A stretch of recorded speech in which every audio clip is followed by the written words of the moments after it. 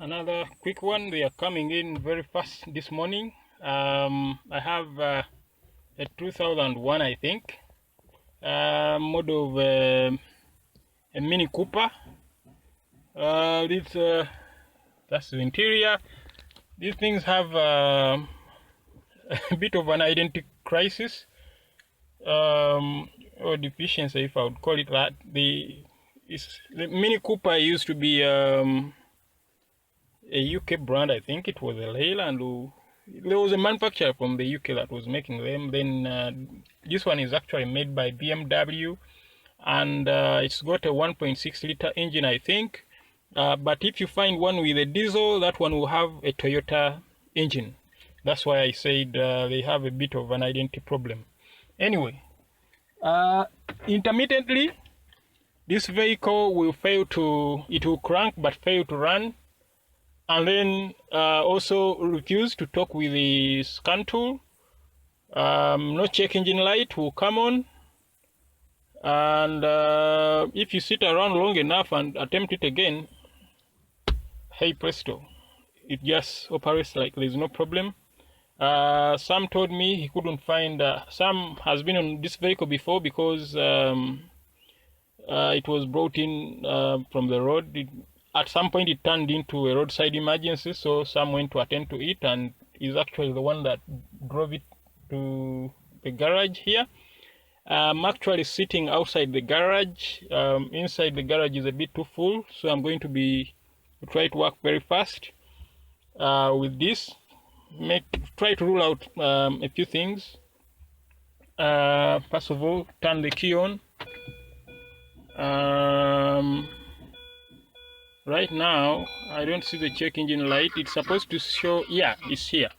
Check engine light and EML on there. If I crank it, it runs, no problem. And you can see the RPM from here. It runs without issues. But intermittently, it will stop running. Rather, it will fail to crank. It will crank and fail to run. So that's why I'm going with this. I'm going to the engine room or engine bay, whatever you call it, and I want very quickly to look at a few fuses, and if I can get a quick access to the engine control module, I want to check out its ground connections. I've already looked at the wiring diagram. That's all I'm really going to do with this. I think the problem is intermittent. Unfortunately, now if I look for problems, I wouldn't find any. I'm sure of that. I need to catch it when it is misbehaving, and maybe it won't do that today. Maybe it will do that when I'm gone. I don't know. But I'm just going to do some basic checks at the engine control module, I think, if I can get to it. I've just gotten into the engine control module using generic OBD2 software, and it says it doesn't have a single code, even though it gave the owner a hard time last night. It gave him such a hard time that he had to call us to go and help him by the roadside. Some won't tell you what exactly he did for the engine to crank and run again. All he knows is he kept trying and trying and trying, and suddenly it just cranked and started. He is not even sure what he touched, and the problem intermittently returns, so I'm not sure he even made the fix. I got into the ECM again using BMW Mini software, and once again you can see it says no fault codes whatsoever. Now, because this is a crank no start, an intermittent crank no start engine, I'm not really going to go into engine control module data at this point, because I think it's not very useful. Well, I could attempt it, but could eat into my time. I'm sure I'm not going to see anything wrong at this time because the check engine light comes on.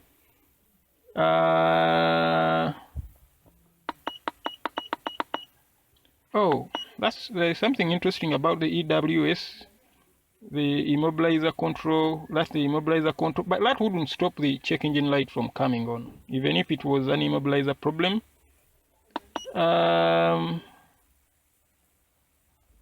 Just going to select all and see.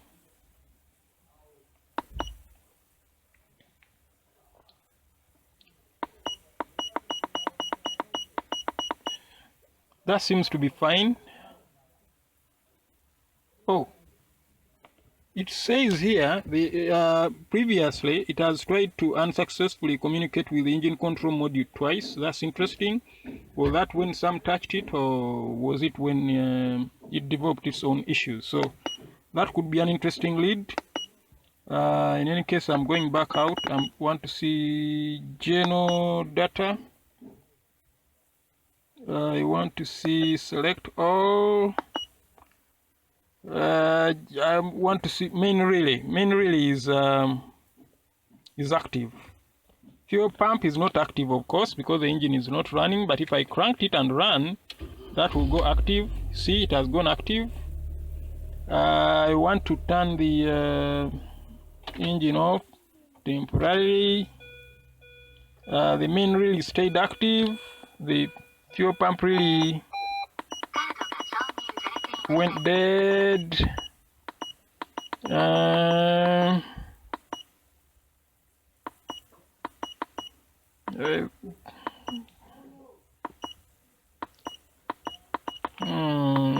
General information I think is not very, apart from the relay, engine control module relay info, which I'm sure at this time is working because the vehicle can start. I don't see anything useful here. If it fails to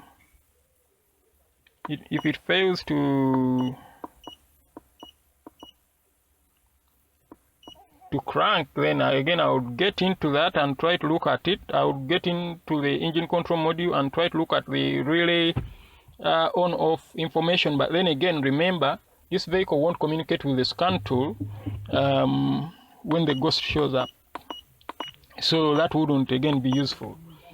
I'm just going to the front to look at the fuses and the ground if I can. That's all I think I can do for this vehicle at the moment. Okay, I made notes on the wiring diagram.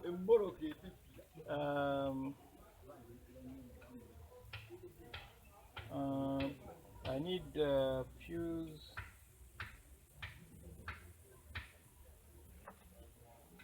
I need fuse 44 and 45.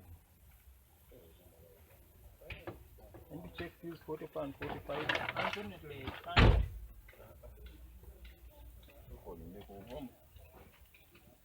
identify which is which from here, but all I can see is 1, 2, 3, 4, 5. These first 5 fuses here should all have power with the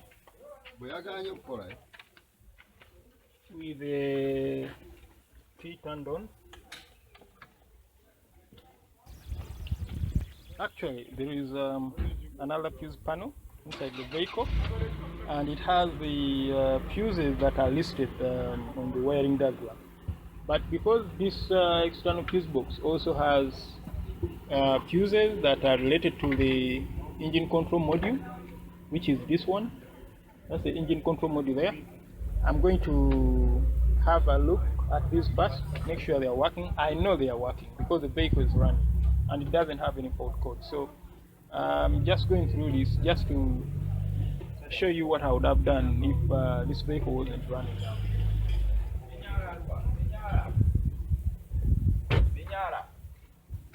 And Sam has just talked to me. I have a vague feeling that Sam actually fixed this vehicle. He said he touched this fuse when the vehicle refused to crank, he touched this 5 amp fuse, this one, took it out, put it back in, and the vehicle ran, and it hasn't misbehaved since then. So maybe this fuse had corrosion on it. He got rid of the corrosion and we had a fix. So I'll turn the key on.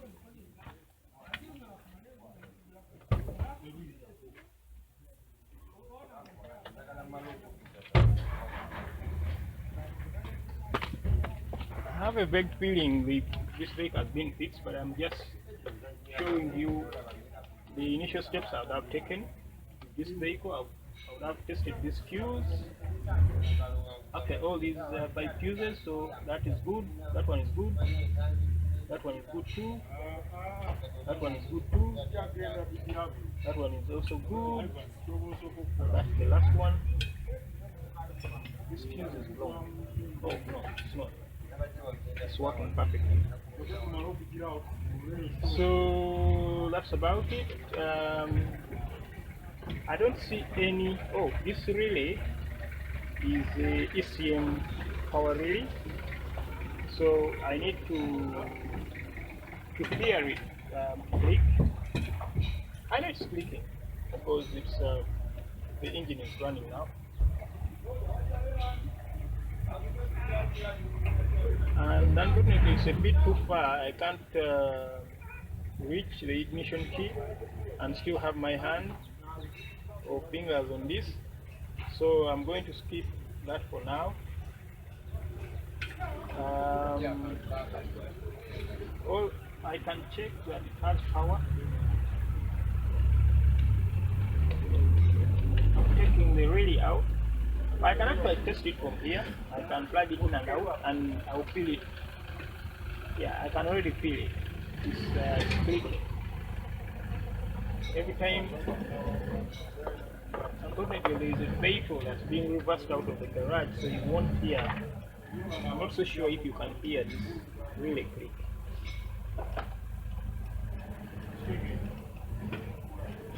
Let me check if the engine check light is on.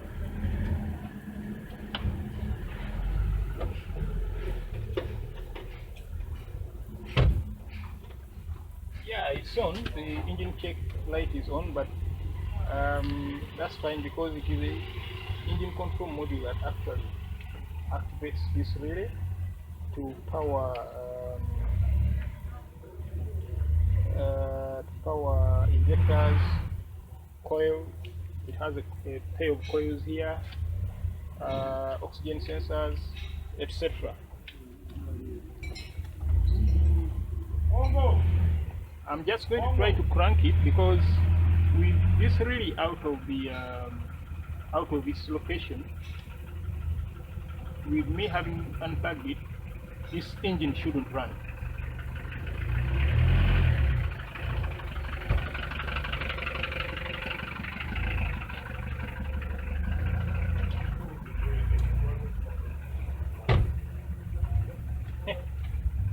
No, in fact, it doesn't even crank. It refuses to crank. If I put the relay back,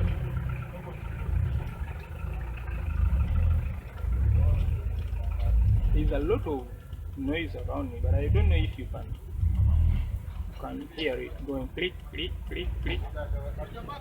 It's working.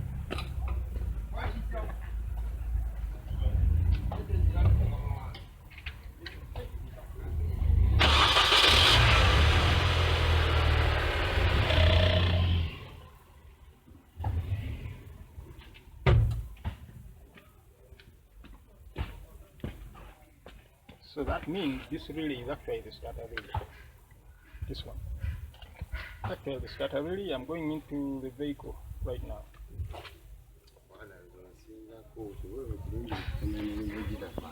Okay, getting to the next fuse.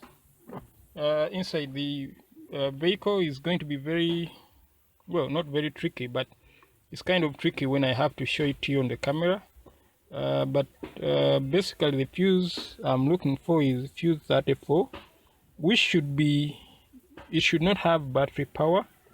with the key off, and the key is off now, but with the key on, that fuse should have battery power, because it is the one that sends the a key on signal to the engine control module. So that's fuse 34, which is this guy right there, that guy. So testing that, there is no light. I know there is a bit of reflection, but I can tell you that test lamp is not lighting.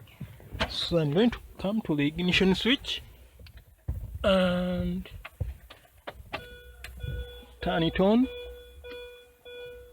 Resecure my ground connection. That's my ground connection for the lamp, for the test lamp, because I couldn't find an easier ground connection around here. As you can see, it's full of plastic. So I improvised and used the key, the ignition key itself. The fuse should now have power, and you can see our test lamp is showing. On this side too, it's showing. So our fuse is good. Now the next step, if those had checked out like they have now, the next step for me would have been to go back to the engine control module and take the connectors out and do some voltage checks again. Okay, so I've identified the sequence of powers and grounds on this vehicle. There is this red wire with a white stripe. That gives the ECM battery voltage all the time with the battery on, so that green wire with the fat green wire with the red stripe, it does the same thing.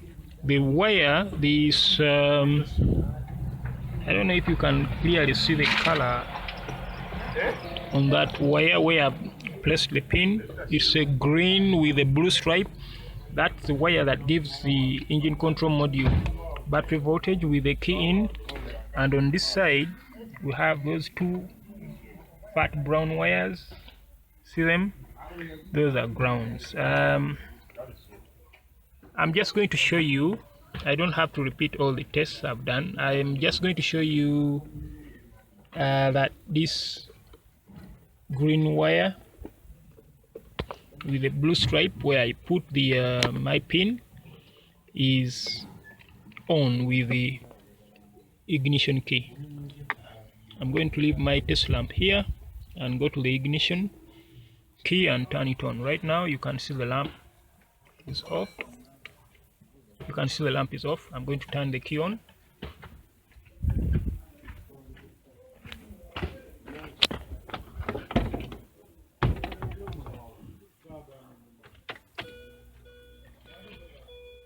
Check engine light and EML lamp are on.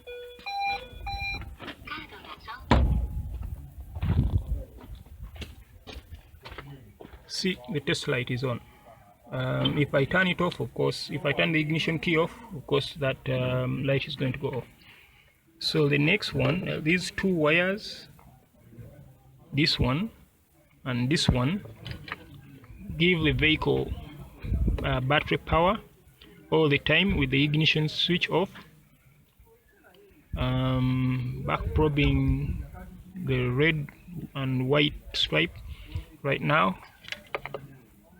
See that our lamp light, so that has battery power. I'm going to turn the ignition off so you see it.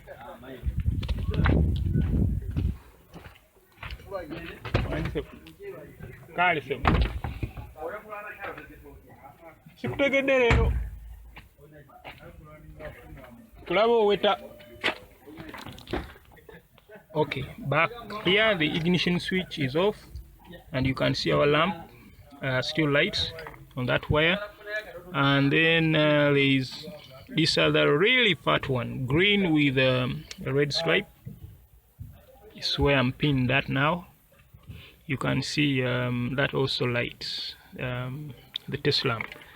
Now these are the two fat brown ones on this end are both ground wires, so I have to move the test lamp crocodile clip onto the positive terminal now, and if this is a ground, the test lamp should light, and it does. And the same thing with this other wire, brown wire, test lamp lights. That's me pushing it on and off with my pin. So basically, I think this vehicle is fixed at this moment. The intermittent no starts were probably due to this fuse. Some told me he ran out of ideas because he had used the test lamp to go checking all these fuses and they all looked good, so he resorted to taking them out and putting them back in.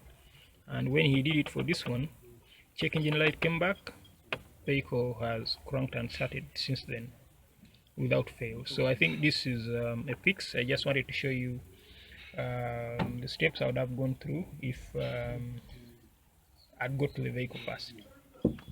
As you can see, we are now cranking and running every time without fail. Check engine light goes out, found no fault code. I think this is a fix. I'm leaving this as is and moving on to the next job. Okay, we're back to square one. Well, kind of. Look, the key is in the ignition lock, and it's on. And as you can see, we have warning lamps for ABS and all that, but we don't have the check engine and EML. EML stands for engine management light. Those are off. The key traction control is warning it's off. The key is on. So that means, well, listen to this. I'm trying to crank. Nothing. You saw that. Let me try to crank it again. Key off. Key on again. Try to crank it. I'm sure you had nothing. It's not cranking. So initially, when the symptoms of the vehicle were described to me earlier, you remember earlier during the day I didn't see the problem. The vehicle was operating fine. So now that the symptoms are manifesting, I realize it's not cranking. Initially, I was told it would crank. Okay, at least what I understood was it would crank and wouldn't start.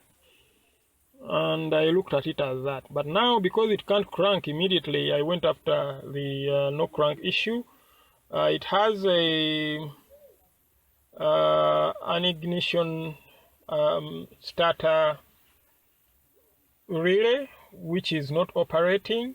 I looked at the wiring diagram and I realized the immobilizer control module controls the starter relay. Now that sent me in a different direction from that I took earlier during the day, and because I couldn't talk to the, obviously without the check engine light I can't talk to the engine control module, which also controls the gearbox on this car. It's unusual in BMW. Usually they have two separate computers for both the engine and the gearbox. On this one, it's one engine, and I think it has a CVT type of transmission. Anyway, I came to the ABS control module, rather the immobilizer control module. I'm trying to get into it now, and as you see, it says it doesn't have any fault codes. And then I went to look at the data. I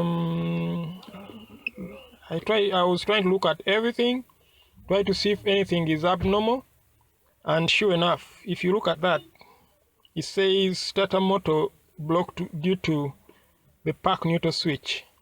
Now that would tie into this guy here,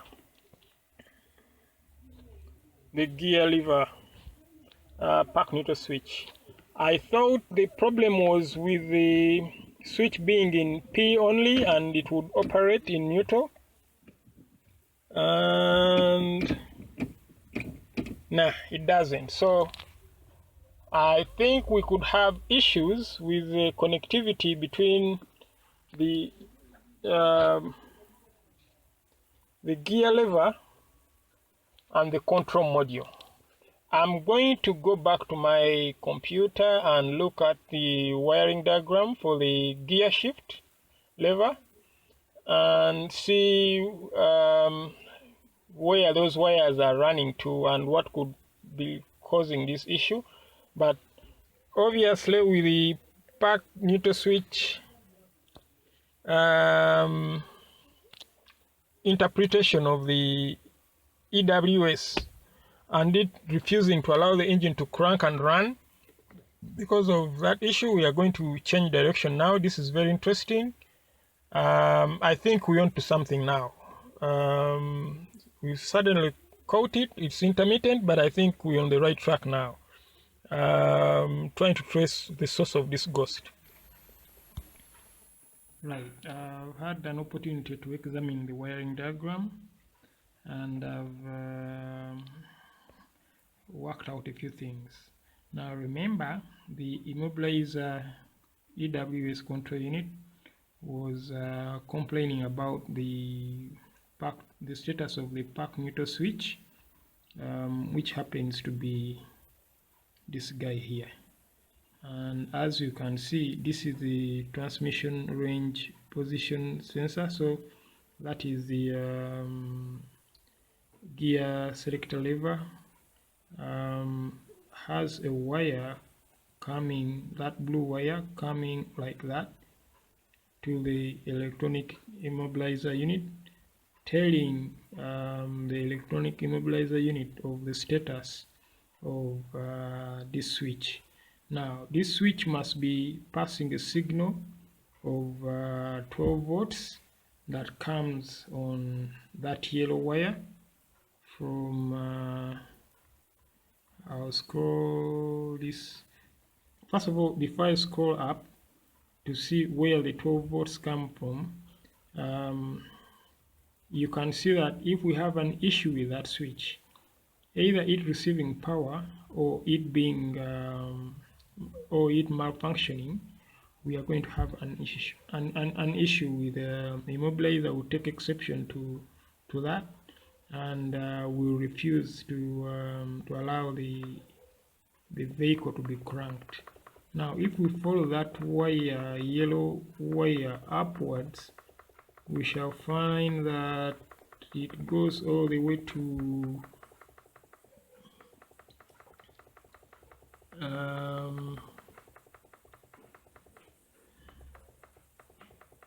it goes up,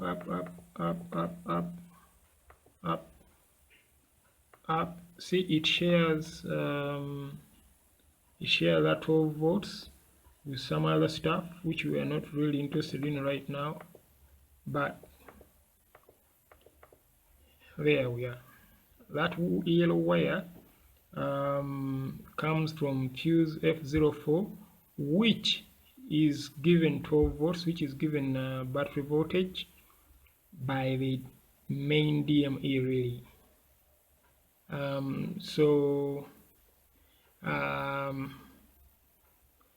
And that's by the that main DME relay. I think you remember when I was when I had the engine compartment open, you remember me touching that relay and playing a bit with it. Now we need to find out who energizes the DME relay. So that's where I'm going next in a moment. Now this guy here is the main DME relay.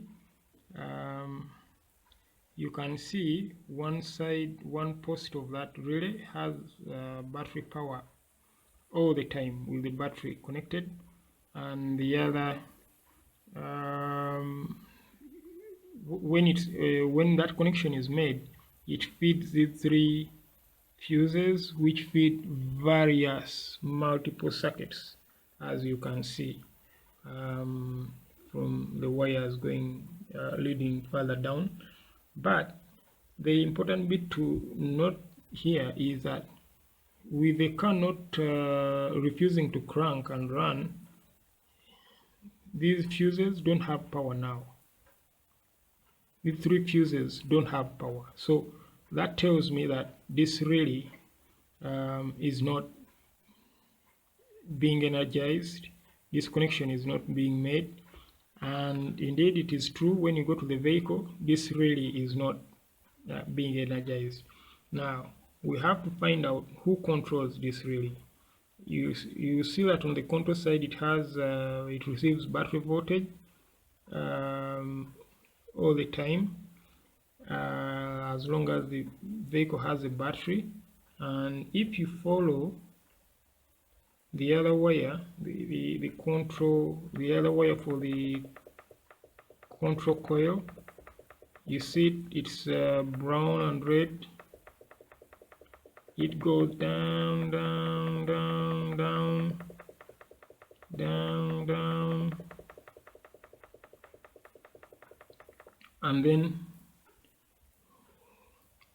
heads that way. I'll scroll to the right now. See that it ends up at the engine control module itself. So the engine control module itself turns on that relay.